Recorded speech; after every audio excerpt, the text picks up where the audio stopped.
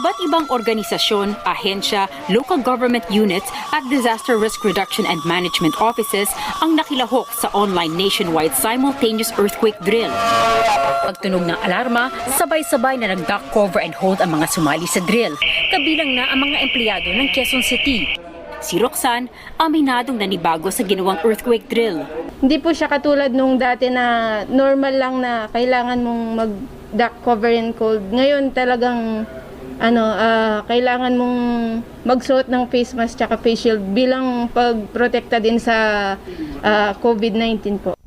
Matapos ang duck cover and hold, kanya-kanyang kuha ng mga emergency bags o go bags at saka pumila pababa ng gusali habang ipinatutupad ang physical distancing. Ayon kay Mike Marasigan, head ng Quezon City Disaster Risk Reduction and Management Office, kahit na may restrictions dahil sa pandemya, mahalaga